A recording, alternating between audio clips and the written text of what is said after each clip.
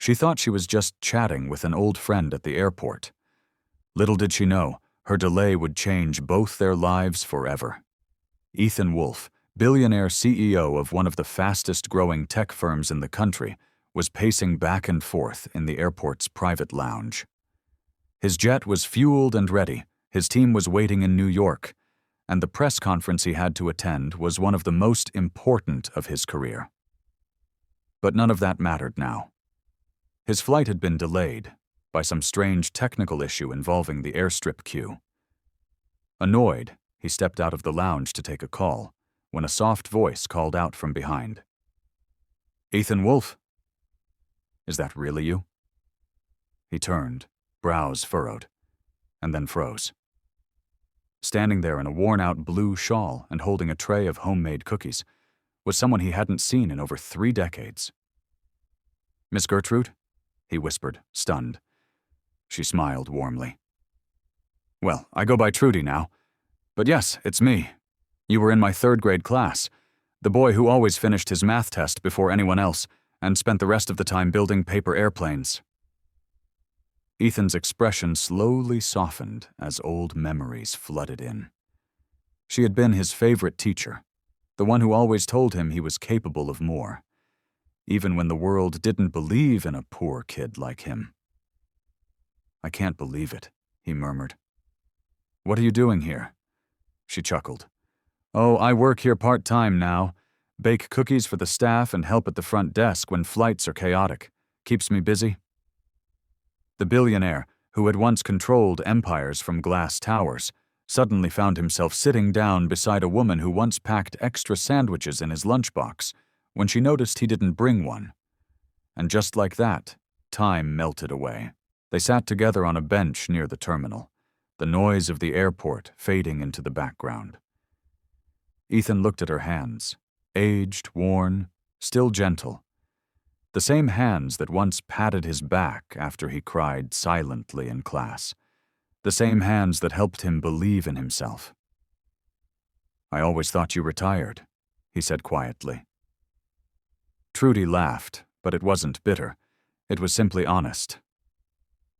"I tried, but pensions don't stretch far, and the old house needed repairs. I started baking and helping out here to make ends meet. Nothing fancy, just enough to keep going." Ethan's chest tightened. He had millions in the bank, a jet waiting outside, and yet here was the woman who helped build the foundation of who he was, struggling quietly without complaint. She saw the look in his eyes and placed a cookie in his hand. "Don't look at me like that. Life's been kind in other ways. I've had good people, good memories. And seeing you now, it reminds me that maybe I did something right back then." "You did everything right," Ethan said, his voice low.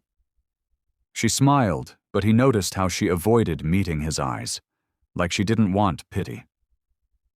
Suddenly, an announcement echoed through the airport.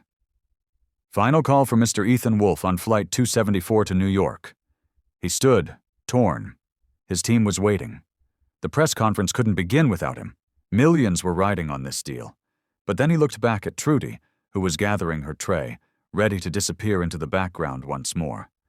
And in that moment, Ethan Wolfe made a decision that would stun the world.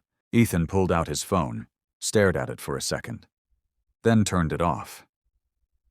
Trudy paused mid-step, confused. "Aren't you going to miss your flight?" He walked over and gently took the tray from her hands.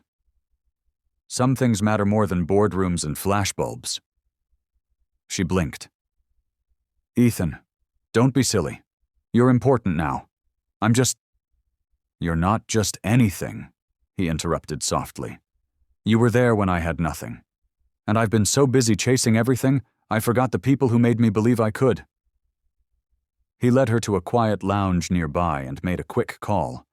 In minutes, his assistant arrived, wide-eyed and breathless. "Mr. Wolfe, we can delay the meeting, but—" "Cancel the press event," Ethan said, his tone calm but firm, "and schedule a full interview, not about the company, about Trudy." The assistant blinked. "Sir?" Ethan smiled. "We're launching a new foundation, focused on honoring forgotten heroes, starting with teachers, cafeteria workers, bus drivers, people like Trudy, who shape lives without ever asking for credit. Trudy looked stunned. "Ethan, you can't." "I can," he said, taking her hand. "And I will." That week, news outlets exploded with the story of a billionaire who skipped a multi-million-dollar deal to honor a retired school staff member. Trudy's picture was everywhere, standing beside Ethan, smiling with teary eyes as he announced a scholarship program in her name. And when asked why he did it, Ethan simply said, "Because without her, I wouldn't be me." Sometimes, the most powerful stories come not from wealth or fame, but from quiet acts of love remembered, and finally returned. As the story went viral, Trudy's quiet world transformed overnight. Journalists knocked on her door. Former students reached out with heartfelt messages, sharing how her warmth had shaped their lives. For the first time in decades, she was being seen. Not as a tired old woman scraping by, but as the silent hero she had always been. But the biggest change came a week later, when Ethan showed up at her tiny apartment with a folded set of keys in his palm. "What's this?" Trudy asked, puzzled. Ethan smiled. "A new home, close to my estate. You'll never have to work again, unless you want to help run the foundation with me." Her lips trembled. "Ethan, I don't need a mansion." "It's not a mansion," he said gently. "It's just comfort, security, peace, the kind of life you should have had all along." Tears streamed down her cheeks as she looked at him. Not the billionaire, not the man on TV, but the boy who once sat in her kitchen with scraped knees and big dreams. "You always were a stubborn little thing," she whispered, laughing through the tears. He chuckled. "Still am." They hugged tightly, years of struggle and silence melting in that one embrace. And as the world moved on to the next headline, one woman lived the rest of her days not in the shadows, but in the warmth of recognition, surrounded by the legacy of her quiet kindness, because sometimes one selfless heart can change the life of a giant.